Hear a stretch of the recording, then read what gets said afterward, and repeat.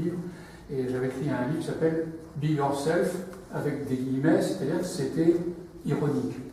Et je faisais l'archéologie de cette particularité occidentale qui s'est exacerbée et dont on déplorait les excès.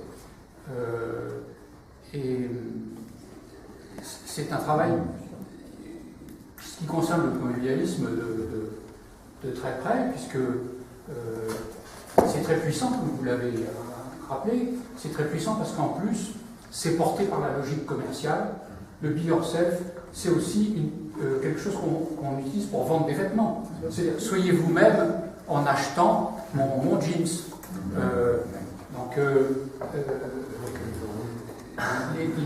De cette façon-là, on rentre dans un conformisme de masse, mais avec l'idée qu'au contraire, on est soi-même. Et ça conforte dans l'idée qu'on est soi-même par soi-même. C'est-à-dire, c'est mon ressenti, voilà, bon, etc.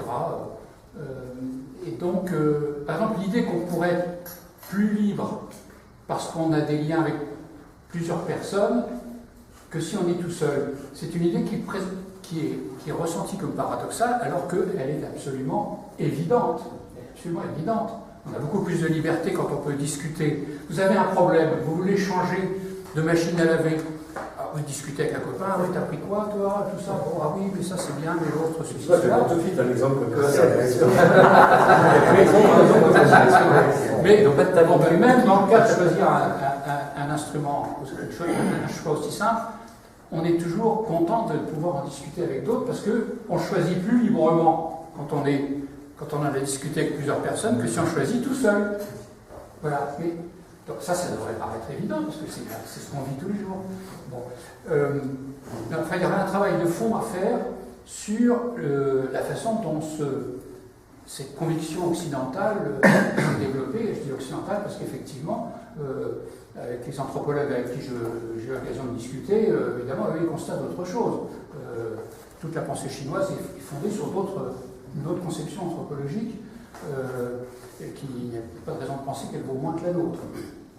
Donc il y a aussi une chose qui est sous-jacente dans la soirée, c'est que il y a une espèce de méfiance à l'égard de l'envahissement par le numérique, l'intelligence artificielle, etc. et tout ça. Pourquoi est-ce qu'on est si inquiet?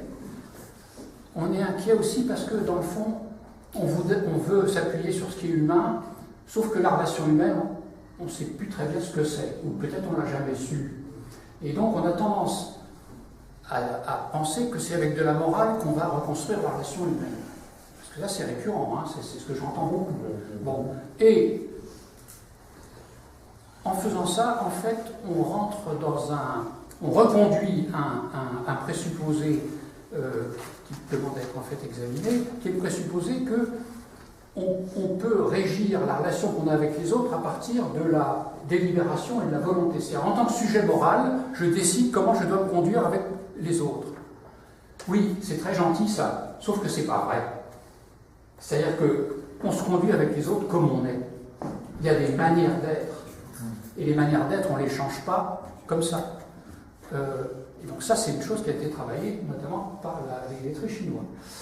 Et l'idée qu'un acte moral qu'on décide comme ça, et les Chinois vont dire non mais ça, c'est de la rigolade, ce que vous me racontez. Donc, on a, depuis Platon jusqu'à nos jours, on nous matraque avec cette idée que voilà, tu délibères, tu choisis et tu agis moralement. Et que donc la relation humaine serait une relation que j'aurais décidé moralement. Mais attendez les gars, vous me faites rigoler. Est-ce qu'une maman avec son bébé, est-ce que le contact avec le bébé se fait au nom de la morale kantienne? Ben, si c'est le cas, le bébé ne va pas bien se porter. Parce que c'est comment le contact se fait. Et ça va au-delà de la volonté, ça va même au-delà de ce dont on est conscient. Mais là, on touche à la vraie relation humaine, dans ce qu'elle a de constructif. Donc, c'est quelque chose que nous devons porter, et qui demande aussi de creuser pas mal de choses.